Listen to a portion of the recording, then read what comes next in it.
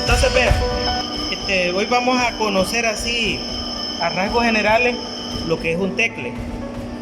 En la industria le dicen tecle de cadena, pero también en otros países le dicen el tecle de polipasto. Ya recuerdo bien el nombre. Entonces, si ustedes buscan en internet cómo funciona un tecle de polipastos, hay varios vídeos en donde sale simulado todo el mecanismo, la cadena cinemática de transmisión de allí de lo que es un tecle. Entonces, hablando de generalidades, el tecle nosotros lo vamos a conocer como tecle de cadena. Se usa para poder mover, para poder levantar cosas pesadas. Su principio de función se basa en multiplicar las fuerzas de una persona.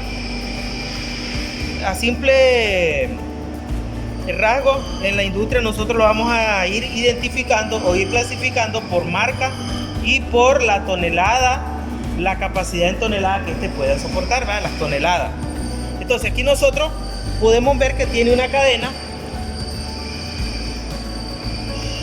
Tiene una cadena que es la cadena de mano. Esa cadena es la que va a estar utilizando, el operario para estar moviéndolo.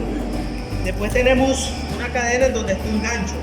Este centro tiene un gancho para lo que va a suspender y tiene un gancho en la parte superior que es en donde él se va a anclar.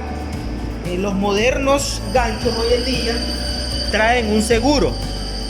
¿Qué significa? Que traen un seguro aquí, de tal manera que cuando yo anclo algo, el seguro se activa y ya no me permite que eso que yo ya anclé se salga de ahí hasta que yo le quite ese sistema de seguro.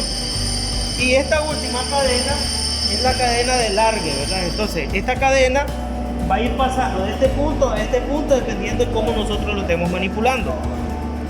Si nos acercamos a ver el mecanismo, ahora sí, este mecanismo consta de un pin, de un pasador, de un sinfín, de un eje central, que es en donde nosotros vamos a ver una serie de engranajes. Internamente hay una serie de engranajes que, lógico, para poder verlo tendríamos nosotros que desarmarlo. Hay empresas que se dedican a fabricar y a darle mantenimiento a los tecles.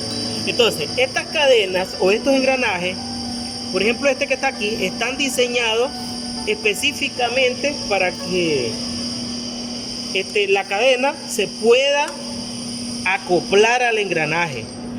Entonces, este mecanismo que está acá, como podemos observar ahí, la cadena se acomoda.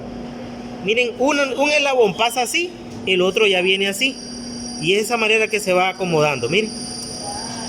Ahora, internamente, aquí más para acá, internamente trae otros engranajes. Esta cadena que está acá, creo que es de 4. Igual, ¿verdad? Esta cadena ahí internamente se acomoda. Lo que pasa es que no lo puedo mover ahí, pero si alguien me ayuda, ayúdenme a tener aquí. Entonces, esto aquí va engranando, la cadena va engranando perfectamente. Miren, una viene en este sentido, la otra viene cruzada. Y ahí viene y ahí se viene acomodando, miren. Y ahí se viene acomodando y ahí se viene acomodando.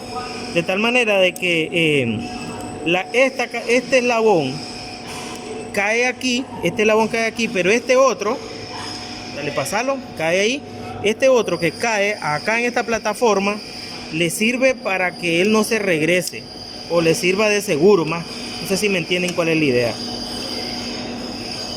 Todo funciona de esta manera. Entonces, ahí hay una serie de mecanismos que la fuerza que hace el operario acá con un trinquete se detiene y si multiplicas, bueno, hay unos tecles que vienen de A3 relación 1-3, hay una que viene relación en 5-7, hay una relación que es de 5 a 18 y de último he leído de que la fuerza se multiplica 30 veces. Es ahí, ¿verdad? Donde con una fuerza menor acá puedo levantar cosas que son pesadas. Es ahí donde la capacidad de ellos se define en toneladas. Y vamos a ver algunos ejemplos levantando máquinas. En la industria así lo vamos a utilizar, levantando máquinas, trasladando máquinas, o algunos equipos, algunos accesorios. Es así como se ocupa el tecle.